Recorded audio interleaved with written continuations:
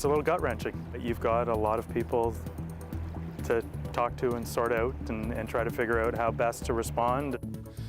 The Toronto Islands are out of commission as the city cancels all events for at least the next month, all because of, as you can see here, flooding.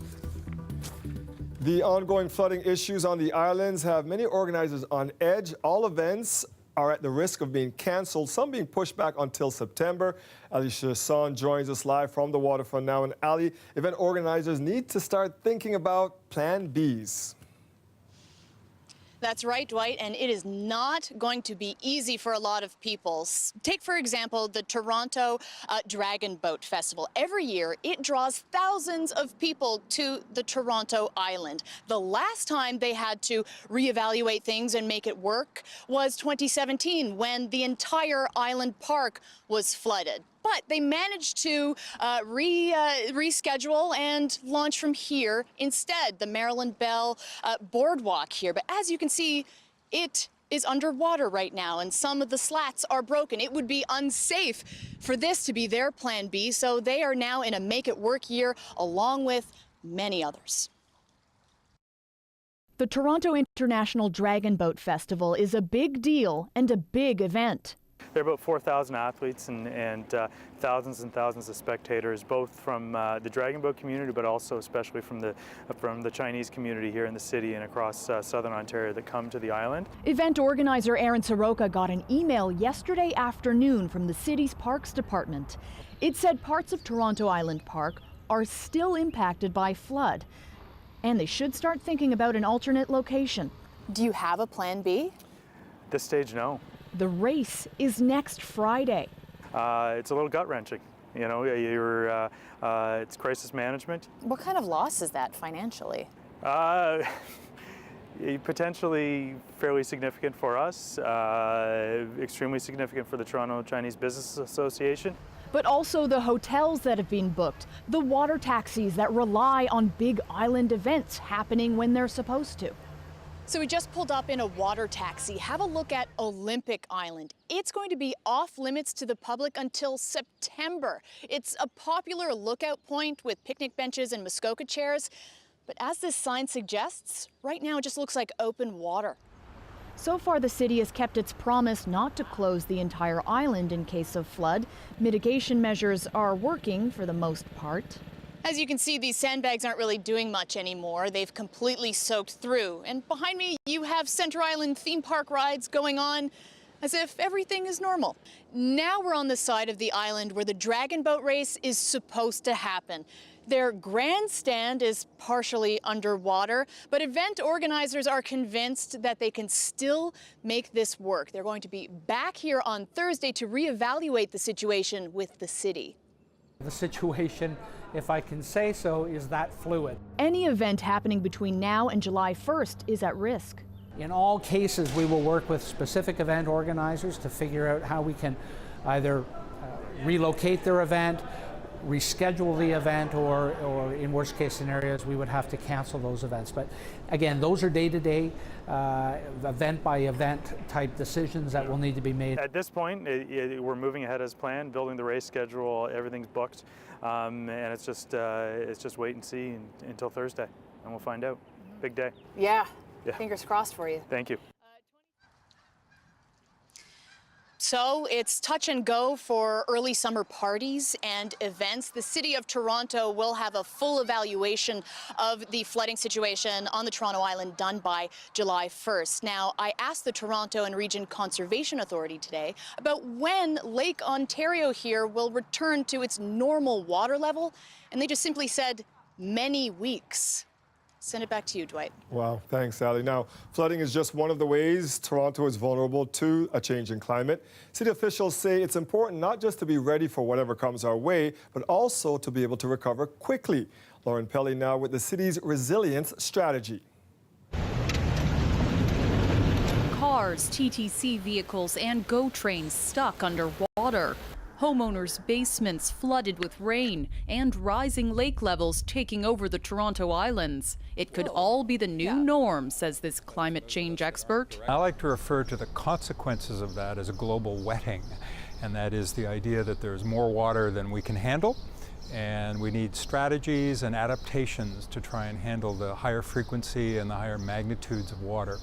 Cities like Toronto, he says, need a better sense of which communities are at risk. And that's one key goal of a new city strategy. The number one way to predict if you're going to flood in the future is whether you flooded in the past. Toronto's chief resilience officer believes better data collection will help people predict and prepare. Toronto doesn't have what we call a flood risk model, so we may know based on history that it's, Lower Simcoe or it's Rockcliffe Smythe that flood, but when you take into account climate change, critical infrastructure, social vulnerability, we don't really have a tool that helps us prioritize our investments in that way, and that's one of the key recommendations in the strategies that we need to build that. The numbers the city does have show Toronto's climate is getting hotter and wetter, with the number of very hot days going up from about a dozen per year to more than 50 in the decades ahead, and the annual rainfall rising from roughly 790 millimeters to more than 850. The city's strategy stresses the need to find new and better ways to prevent shoreline erosion and protect people living in basement apartments. If we don't take these steps, just how bad is it going to get for Toronto? Well, loss of life would be the worst. We learned that lesson in 1954 with Hurricane Hazel. 80 plus lives were lost as a result of an extreme event. We can't have that happen again. He says getting there will take more than just a strategy. It's going to take investment. And there's no question about that in terms of stormwater management.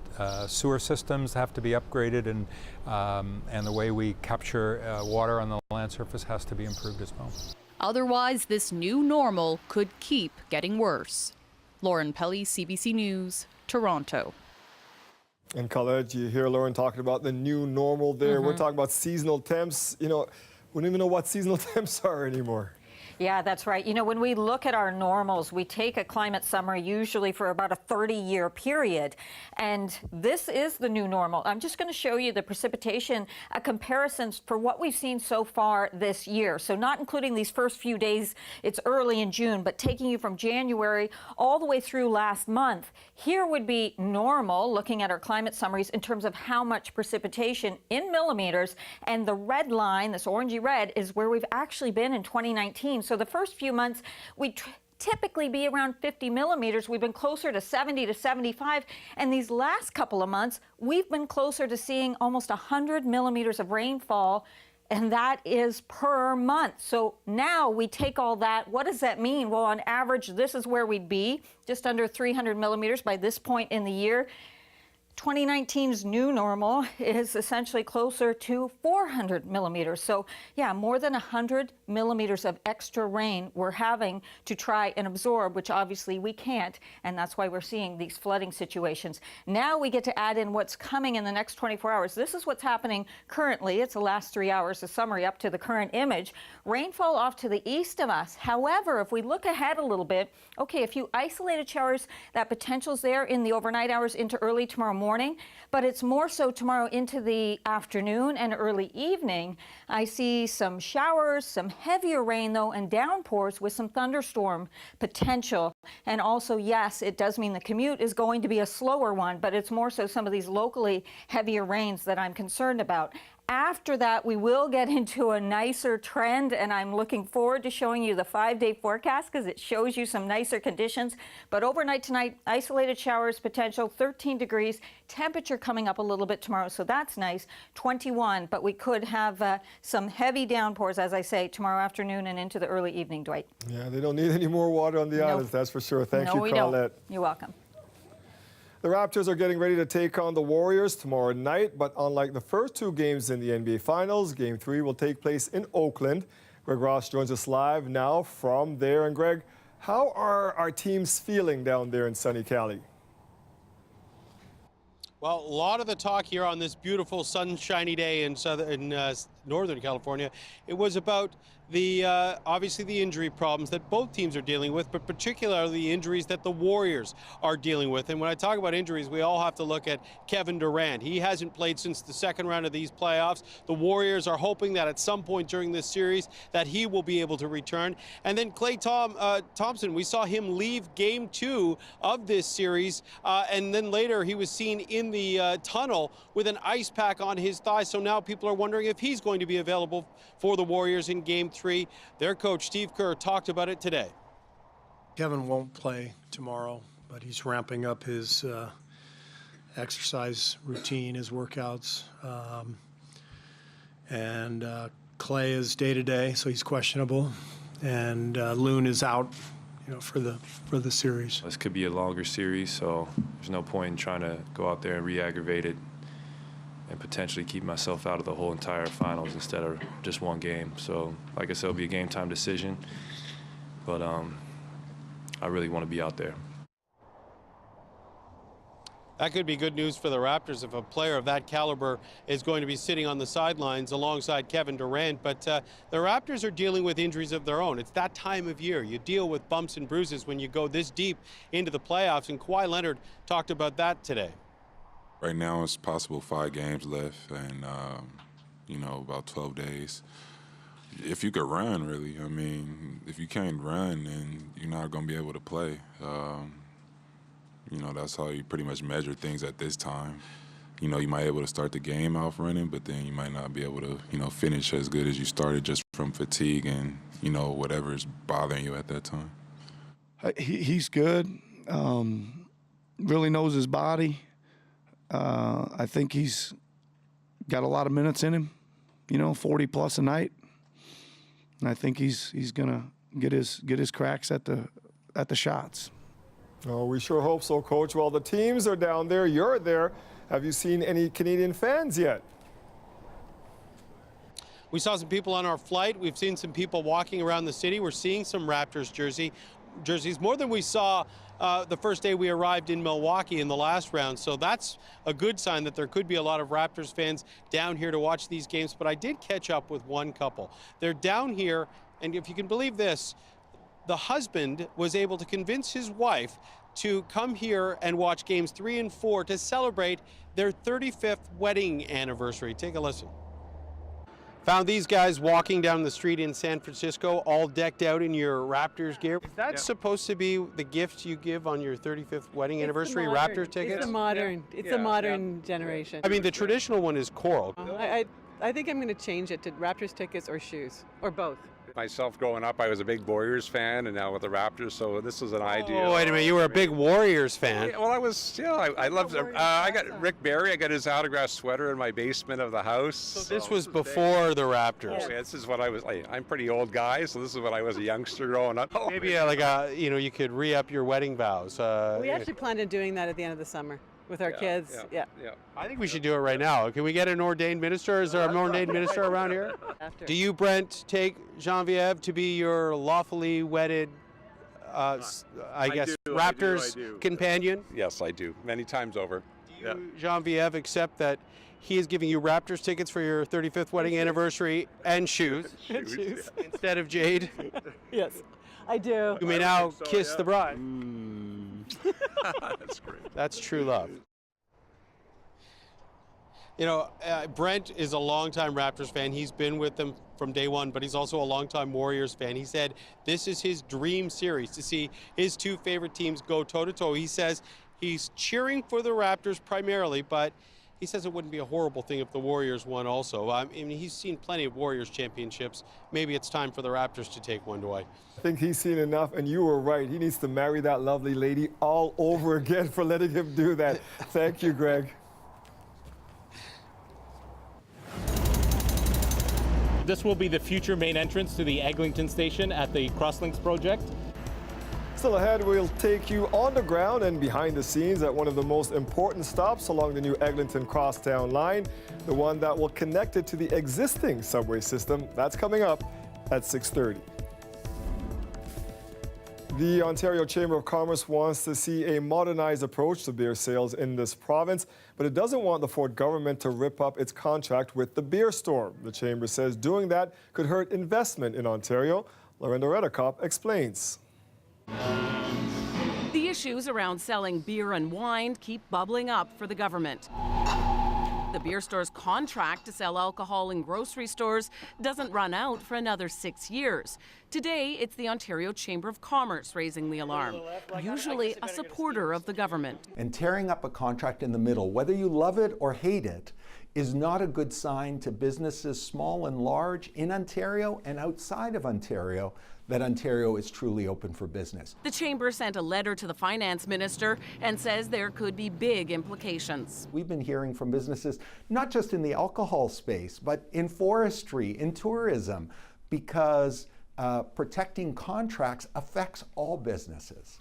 People have already warned that canceling the contract could cost hundreds of millions of dollars, and compare it to scandals under the Liberal government. It's irresponsible, it's wrong-headed, and it's something that is quite duplicitous of the finance minister, who was against this when he was in opposition, and now he's doing the exact same thing as a minister. Isn't it time we put people ahead of profits for beer sales? This comes after a coordinated move on the weekend by the PC party, with MPPs tweeting photos and videos from convenience stores, designed to build support for the plan, but it was met with criticism online.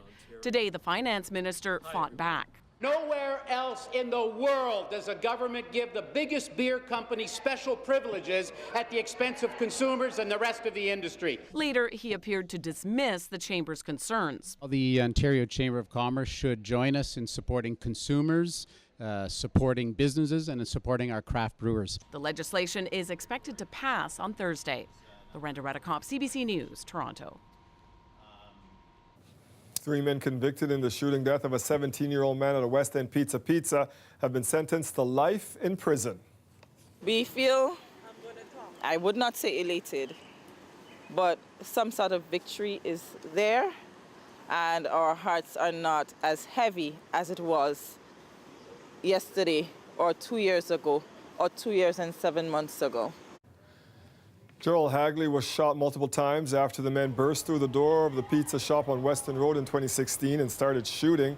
Muhammad Ali Nur and twin brothers Shakil Shaw and Lanil Shaw were all convicted of first-degree murder last month. Today, a judge sentenced the three to life in prison with no chance of parole for 25 years. This is an emotional week for the surviving Canadian veterans of the Second World War and for their families. These are pictures of one of the most important battlefields in world history, the fields and beaches of Normandy, France. On Thursday, it will be 75 years since Allied forces hit those beaches to begin the invasion that would end the Second World War. Among the troops pushing through brutal German fire were 14,000 Canadians.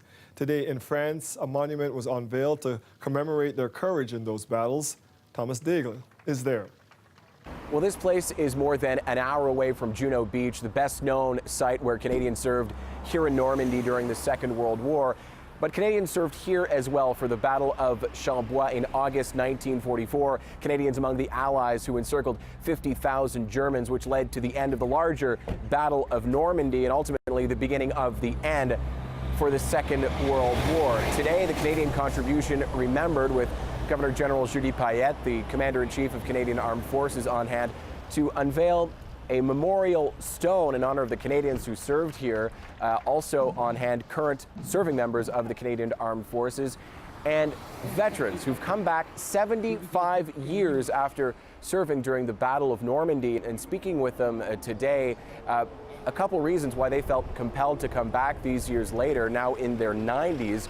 Chief among those reasons, they want Canadians and indeed the French here not to forget the horrors of war and the sacrifices made for the freedom here. Here's one such veteran, John Stoika from Winnipeg. People need to know, because some of them don't know anything. You can ask them a question and they say, what was that? That's just all. You're a young man going off to war to get killed. Huh. And that's what it is, a killing machine, you know. Let's face it. Truthfully, that's what it is. Another Second World War veteran told me the reason he felt compelled to come all the way from Vancouver to be here was to honor his fallen comrades, his buddies, as he called them, men who fought and were killed just meters away from him. Indeed, more than 350 Canadians were killed on that fateful day, D-Day, 75 years ago. Thomas Daigle, CBC News, Gouferne-en-Auge, France. All week, CBC News will bring you live coverage of memorial events leading up to the 75th anniversary of D-Day. Watch for that on our GEM app and on News Network. And on Thursday, right here on CBC Television, the National's Adrian Arsenault will bring us the commemoration from Juno Beach, starting early at 5 a.m. An iconic image from a historic day and a deadly day. It's been 30 years since the student-led protest for democracy in Beijing's Tiananmen Square ended in bloodshed. After the break, we'll take you to China to see how the anniversary is and isn't being commemorated. Stay with us. We'll be right back.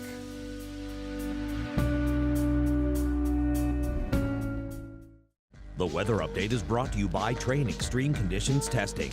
It's hard to stop a train, really hard. Train, the most reliable heating and cooling brand.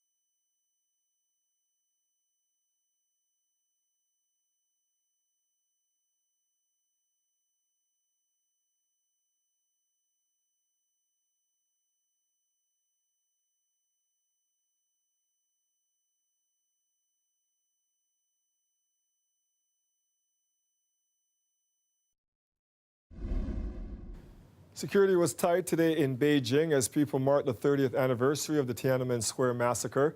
There was no official commemoration in the Chinese capital. Visitors gathered in Tiananmen to watch the flag raising as they do every day. In 1989, Chinese troops opened fire in the square, ending a student-led protest for democracy. Hundreds, if not thousands, of people were killed. As Sasha Petrusik tells us, Beijing is working hard to censor any mention of the anniversary. Official China is doing its best to erase any mention of the 30th anniversary of the Tiananmen Square massacre and the student protests that led to it. Government censors are working overtime to keep it off of the internet in China, even to erase it from private text messages. Now, here in Hong Kong, things are different. There is a candlelight vigil to mark the event.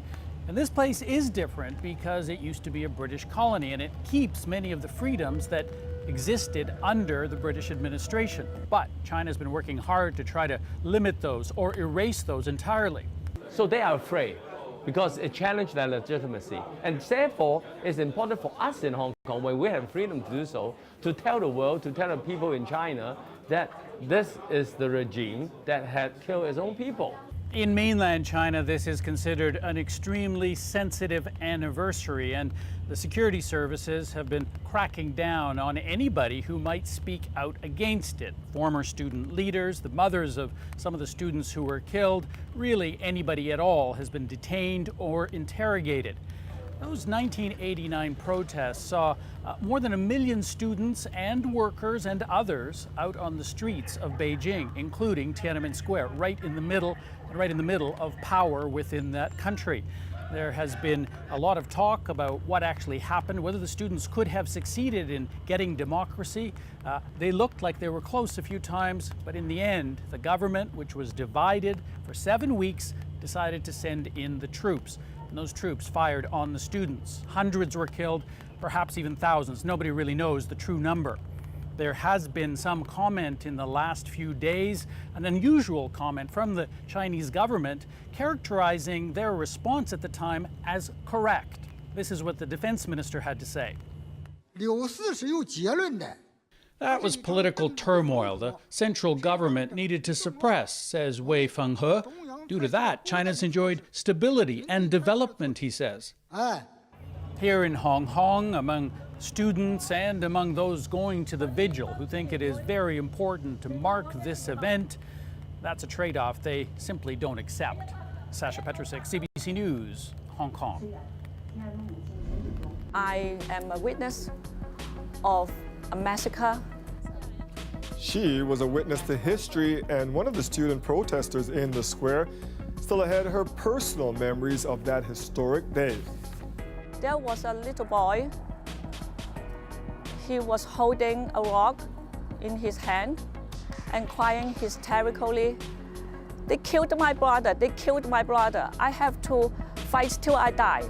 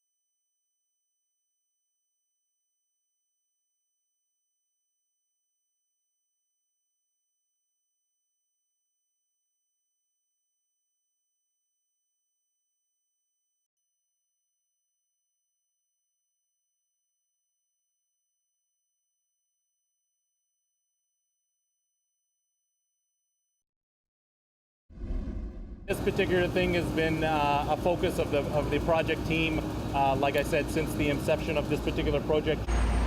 It's being called a first for Toronto. The people building the Eglinton Crosstown transit line are starting to tunnel underneath the TTC Yonge line, all while the subway trains above continue to operate. What they're about to start doing leaves little room for error. That's why this stage of the job is being described as the biggest engineering challenge of the Crosstown project. Farmer Morelli got up close today for a look at what's involved. When most people think about the construction of the Eglinton Crosstown, they think of this: lane closures and overground construction. But some of the most complicated work is actually happening underground. So what are we looking at right behind us here? So what you're looking at here, this will be the future main entrance to the Eglinton station at the Crosslinks project. Eglinton Station is one of the interstage stations that basically connects the existing Eglinton subway on the Yonge line to the new Crosslinks project. That involves building a tunnel and digging, lots of it. You can see excavation is well underway, that huge pile of dirt behind me. The team says they're actually moving 100 truckloads of that dirt out of here every day. So on the west side here, there's 2 tunnel boring machines, which was used to actually create the original tunnels. Part of our responsibility will be to excavate and extract those. In about a month's time, the construction team is going to start what's the most complicated part of this entire project.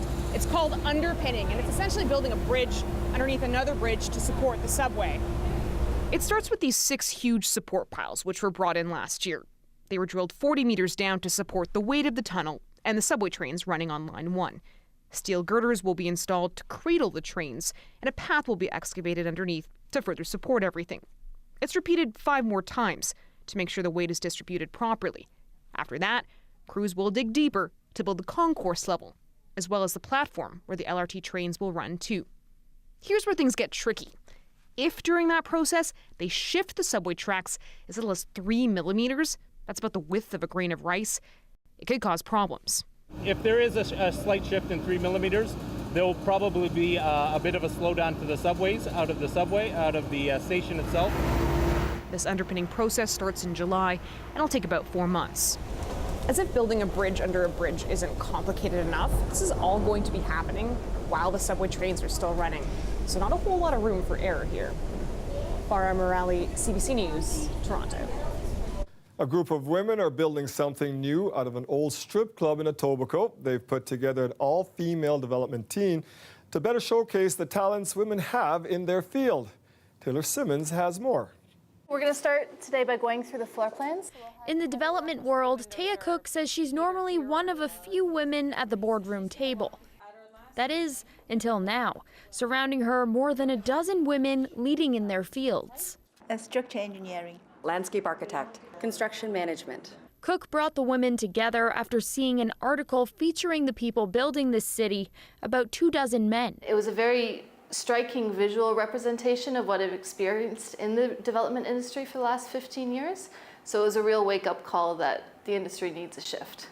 Cook joined forces with fellow developer Sherry Larjani to find the powerhouse team and make a statement. The idea is to bring everybody who is in the industry and who's working and is a female and showcase them.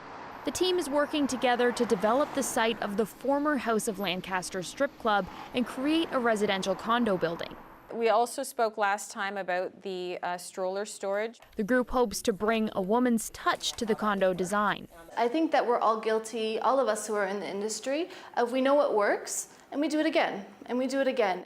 They're adding things like rooms specifically designed for kids, main level stroller parking, and added lighting so women feel safe. There are very simple ideas at times, but there are things that sometimes in buildings are overlooked. The group also wants to show young girls development isn't just for men. If they decide that this is the path they want to pursue, get in it and do it. The team plans to hold a design consultation next month so residents around the area can have their say on what they'd like to see at the site. They plan to break ground next year. Taylor Simmons, CBC News, Toronto. Big cities across Canada, perhaps, where this may not happen. In schools where this may not happen. In places of work where this may not happen. So we fly the flag here until everyone can fly those flags everywhere. The city of Toronto raising the rainbow and transgender flags today, proclaiming June as Pride Month. Members of City Council joined members of Pride Toronto to celebrate, both groups saying they will work together to help the city become more LGBT friendly.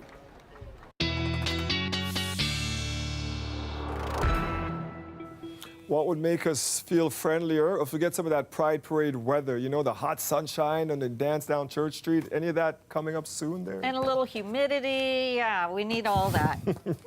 No, it's coming. It is coming. It's just that today a little cool, but as soon as tomorrow, we're going to find those temperatures rebounding. Got to show you, though, the comparisons for where we are at. So seasonals just over 22 degrees, and today's high, kind of like yesterday, we'll round it up to 17, but running about 5 degrees below normal. That's all going to be changing, and things are looking good in the short term. Now, you can kind of see the difference here in the temperatures, though. We've got these 20s all the way up to about Hamilton, and then hey, we're not doing bad compared to look at Oshawa, Peterborough, and Barrie. Yeah, that's because that's about where the warm front is, and then to the north of the warm front, yes, all this action, some heavier rain. So that stayed mostly east and to the north of us. We were lucky in that regard. We just couldn't quite get our temperatures up getting that southwesterly wind in. Instead, we've had the southeasterly flow. It's a pretty broad system. It's going to be working its way in. As it does, tonight, a few isolated showers are possible. Even tomorrow morning, we have that risk. I don't think we'll see much at all. However, what will happen through the day, we'll get some sunshine likely, or at least some sunny breaks in there, but then that just enhances the risk that later in the day, we may see some thunderstorms popping up through here and get some heavier downpours. It will be highly localized. Not everyone is going to see that, but just so you know, that concern is there for the afternoon commute. Again, there'll be some areas that will stay dry and it'll go right around you. Now, this will clear out into Thursday morning. So could there be a wet spot kind of here and there, very light stuff early Thursday morning? Yes, there is that risk. But after that, Thursday, we're going to find those skies clearing out. High pressure is building in, and not only is it building in, it's going to stick around for a little while. So as it does, we'll get into sunnier skies and milder temperatures too. Overnight tonight, okay, at least the overnight lows are very mild. So we're looking at lows of 13 to 15, mostly cloudy again. There could be wet areas, a few here and there, but very, very light in nature. Tomorrow afternoon, though, we get into that potential for seeing some heavier downpours kind of scattered about. Temperatures, though, at least getting back to seasonal. And then look what happens when that ridge builds in as we get towards the end of the week and the weekend. Temperatures riding up towards those mid-20s. Sunday, a little breezy, maybe a little extra cloud cover and a chance of showers. But for now, it pretty much is looking like a nice stretch for us, Dwight. Thank you, Colette. Yeah, you're welcome. A day after the final report of the inquiry into missing and murdered Indigenous women and girls was delivered, Prime Minister Justin Trudeau says he wants to concentrate on moving forward and not on how the tragedy is described. One of the challenges we face right now is a lot of people are engaging in debate over words. As I've said, we accept the findings of the commissioners that it was genocide. But our focus is going to be, as it must be, on the families, on the communities that have suffered such loss, on the systems that have repeatedly failed Indigenous women and girls across this country. Trudeau was criticized for not using the word genocide during his speech at the closing ceremony on Monday. He took questions from reporters today after speaking at a global summit on women's health, equality, and well-being. Conservative leader Andrew Scheer spoke today about his party's policies on Confederation heading into the fall election campaign, and a big focus of his speech was energy. Scheer is promoting his view that Canada needs to be energy independent, and that includes what he calls a national energy corridor. A coast-to-coast route dedicated to infrastructure that will move Quebec electricity west as much as it will move Alberta oil and gas east and west. So let me be clear, this will entail a great deal of dialogue with provincial governments and Indigenous populations. And I know it will take a lot of hard work. I know it's a big idea, but so was Canada at one point in time. Scheer also spoke about free trade between provinces and giving local governments more say over issues affecting them. And he repeated his vow to scrap the federal carbon tax. Air Canada is partnering with a Canadian delivery company. Their mission, dominate the skies when it comes to sending parcels to customers using drones. The airline is partnering with Drone Delivery Canada to help market and sell drone delivery services right across the country. It's a 10-year agreement under which Air Canada Cargo has agreed it won't use any other drone delivery service providers. An Air Canada exec says drones have the potential to offer cost-effective solutions in what they call non-traditional markets, including remote communities. As we head to break, here's a look at where the markets closed today. Stay with us. We'll be right back.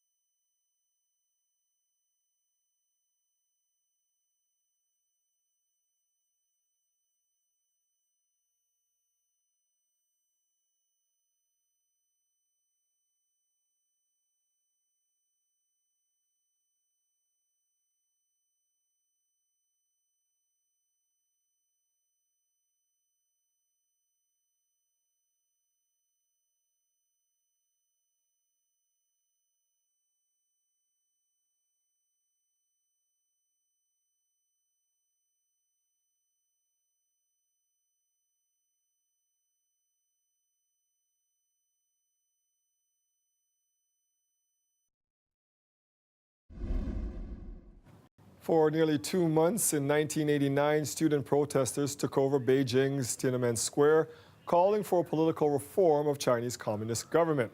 At the height of the protests, more than 1 million people gathered in the square. 30 years ago today, on June 4th, the Chinese government ordered its army to put an end to the demonstrations.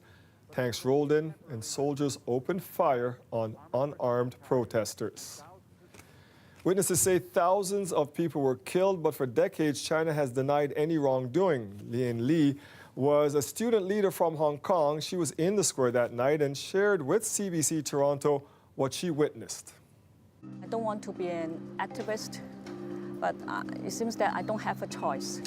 I am a witness of a massacre. We all young students there to try to bring China to a good direction, from a backward country to a better developed country. We have very self-discipline from day one. You know, we have to insist on peaceful means to the last minute. The Army put on a vicious show of brute force. June 3rd evening, about 9 o'clock, four of us Hong Kong students, Hong Kong journalists, came to us, circled around us, and told us not to go to the square because we have reliable source telling us that there will be a military crackdown. But we went to join the students anyway. There was a little boy. He was holding a rock in his hand and crying hysterically, "They killed my brother, they killed my brother. I have to fight till I die." And then I grabbed him with all my strength and hold him in my arm.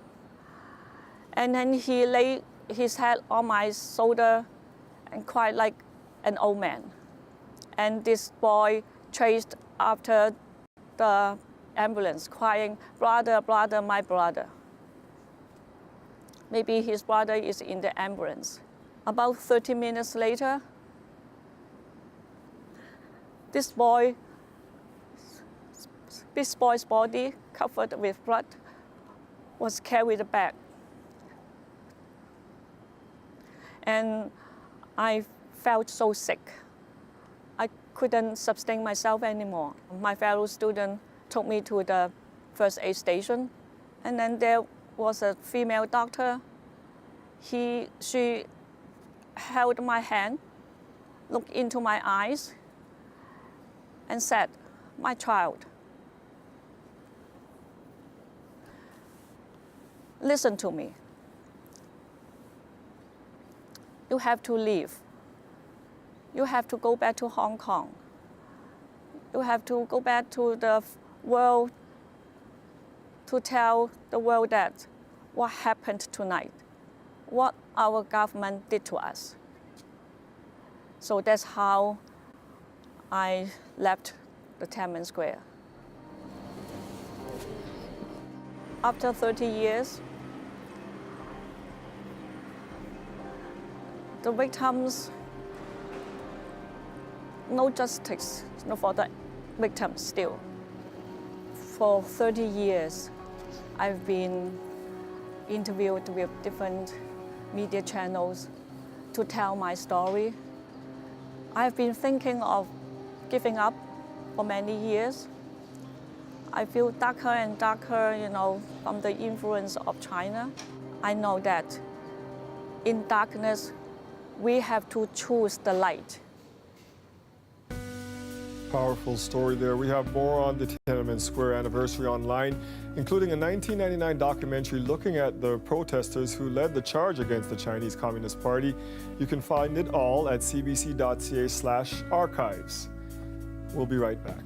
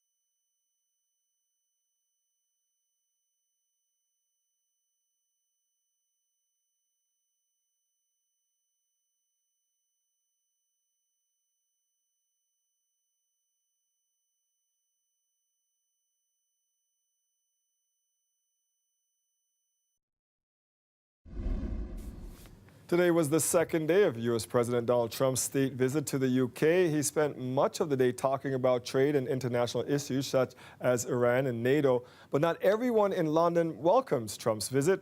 Renee Filipponi is in London. If yesterday was about the pageantry, then today it was politics and protest. President Donald Trump spent a big part of the day alongside outgoing Prime Minister Theresa May. First at a breakfast meeting with business leaders, later at 10 Downing Street, where they talked about the special relationship between the two countries. Our special relationship is grounded in common history, values, customs, culture, language, and laws.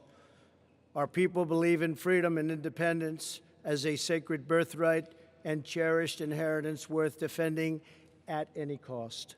The agenda was focused on trade, but the pair talked about an array of issues they disagree on: Iran, Huawei, climate change, though it doesn't appear anything concrete was agreed to. There is little common ground with Trump for the protesters who filled Trafalgar Square and other parts of central London. Opposition leader Jeremy Corbyn, who boycotted yesterday's state dinner, spoke to the crowds. So I say to our visitors that have arrived this week, think on, please, about a world that is one of peace and disarmament, is one of recognizing the values of all people. According to Trump, though, Corbyn had asked for a meeting with the president during the visit. The president turned him down. Tomorrow, Trump heads south to the town of Portsmouth, where he'll be joined by the Queen and Canadian Prime Minister Justin Trudeau for an event to commemorate D-Day. Renee Filipponi, CBC News, London. You may have spotted it in Renee's story. It's pretty tough to come up with a novel way of scouring a politician, but British protesters seem to be particularly, or make that pottily inspired. Take a look. I'm a dinosaur guy. I make giant dinosaurs in China, robots. And this is a robot who tweets and says no collusion and farts. So I thought if I could make a giant dinosaur, I can make a giant Trump. A giant Trump perched on a golden toilet bobbed above the crowds in London today. The Dump Trump float spewed out lines like, "That's fake news," and "I'm a very stable genius." The foul-mouthed prop was part of what the London press called a carnival of resistance. When asked if a bare-bottomed Trump was appropriate, organizers defended their gassy gag, calling it part of a long British tradition of mocking politicians. Someone reportedly paid $25,000 to build this thing.